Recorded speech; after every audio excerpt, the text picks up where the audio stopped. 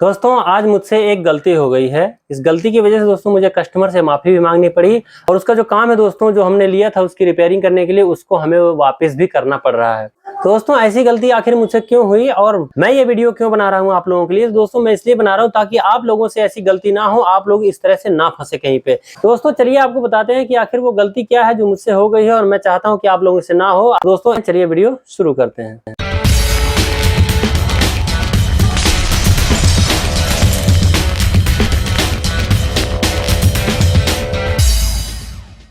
दोस्तों आज हमारे पास में इस साइज के देख सकते हैं जो प्लास्टिक वाले एग्जॉस्ट वेंटिलेशन की मोटर रिपेयर होने के लिए आई थी, मतलब चेक करने के लिए।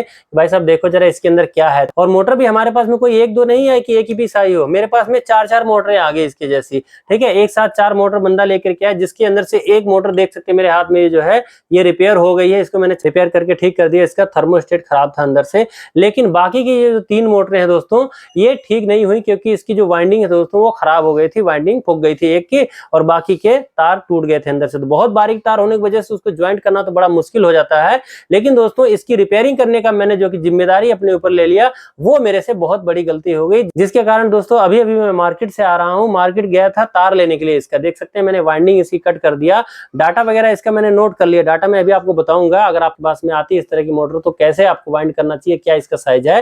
दोस्तों इसकी वाइंडिंग की हमने कटिंग कर लिया। कटिंग करने के बाद मैं मार्केट गया तार लेने के लिए। जब मैं वहां पे गया दोस्तों तो वहां पे दुकानदार का कहना कि भाई साहब ये मोटर वाइंडिंग करा करके आपको कोई लाभ नहीं होने वाला है, क्योंकि दोस्तों इसको वाइंडिंग करने में बहुत ज्यादा बारीक तार होने की वजह से समय बहुत ज्यादा लगेगा। हालांकि छोटी मोटर है लेकिन उसके बावजूद आपको इसकी वाइंडिंग करने में मतलब पसीने छूट जाएंगे, क्योंकि दोस्तों इसके अंदर जो तार लगी हुई है वो 42 नंबर की तार लगी हुई है। अगर आपके पास में डाटा इसका नहीं हुआ और आपको इसको गिनती करना पड़ गया तो आपके लिए महा मुसीबत हो जाएगी। ये तार गिनती करने में नहीं बनेंगे क्योंकि दोस्तों बहुत ज्यादा बारीक होते हैं, हाथ में आते ही नहीं है। और कनेक्शन वगैरह करने लग जाओ तो वहां पे भी ये तार टूट जाते हैं, इतना बारीक होता है। दोस्तों बहुत बारीक काम है। हालांकि दोस्तों इसकी वाइंडिंग करना असंभव नहीं है, इंसान ही इसकी वाइंडिंग करते हैं, हमारे जैसे वाइंडर ही करते हैं। लेकिन दोस्तों आपके पास में अगर इस प्रकार से कोई एक आध मोटर आ जाती है तो उसकी आप वाइंडिंग की जिम्मेदारी मत लीजिएगा।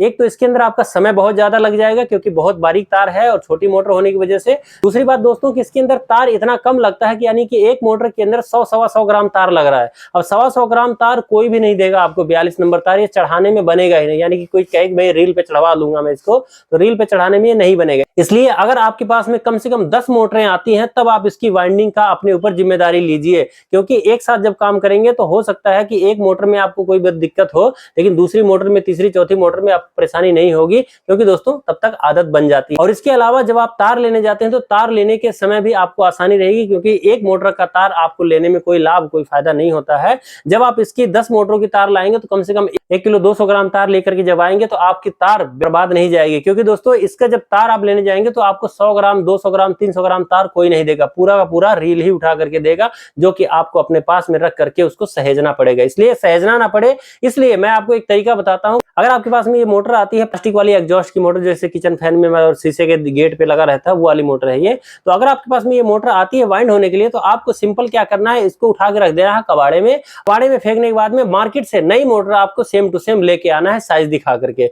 आराम से मिल जाती है, उसमें आपको कुछ भी करने की जरूरत नहीं है। 150 रुपए उसमें आपको बच भी जाएंगे, ऊपर ले सकते हो। और नई मोटर होगी उसकी आपको सीजन भर की गारंटी भी मिल जाएगी, कस्टमर भी खुश और आप भी खुश, कोई मेहनत करने की एक्स्ट्रा जरूरत नहीं है। जितना आप मेहनत करके इसके अंदर कमाएंगे उससे ज्यादा नई मोटर ला करके पैसे भी बचाएंगे, समय भी बचाएंगे और आपका काम भी गारंटी वाला होगा और आपकी सिरदर्दी भी कोई नहीं रहेगी। इसलिए दोस्तों आप वाइंडिंग करने की बजाय आप नई मोटर उठा करके ला के डाल दीजिए, ये आपके लिए ज्यादा आसान पड़ेगा। लेकिन अगर आपके पास 10 15 20 मोटरें आती हैं लगातार, मतलब फैक्ट्री वगैरह से कहीं से है, ऑफिस वगैरह से आती है, तो आप वहां पे वाइंडिंग कर सकते हैं, आप तार ला करके रख लीजिए। लेकिन 1-2 मोटर के लिए, 3 मोटर के लिए, 4 मोटर के लिए आप वाइंडिंग की तार मत लाइए, आपकी तार बर्बाद हो जाएगी, क्योंकि बहुत कम ये वाइंडिंग के लिए फूकती हैं, बहुत कम ये हमारे पास वाइंडिंग के लिए आती हैं। इसलिए दोस्तों इन सब बातों का ध्यान रखते हुए ही आप इनकी रिपेयरिंग का जिम्मा अपने ऊपर लीजिए। और दोस्तों हमसे यही गलती हुई कि हमने ये ले तो लिया लेकिन बाद में जब तार लेने गए तो वहां पे मुझे तार नहीं मिला, तो दुकानदार बोला कि भैया इससे अच्छा तो नई मोटर ले लो। अब इसके बावजूद अगर आपको इसकी वाइंडिंग करना है, इसका डेटा आपको चाहिए तो मैं आपको बता देता हूं दोस्तों। ये 10 mm की स्टैंपिंग है, 10 से 11 के बीच में है ये,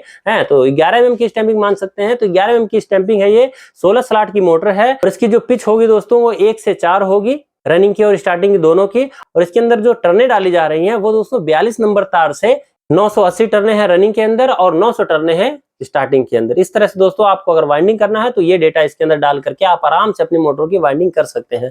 दोस्तों कैसी लगी आपको हमारी ये जानकारी, हमारी ये गलती मुझे कमेंट करके जरूर बताइएगा।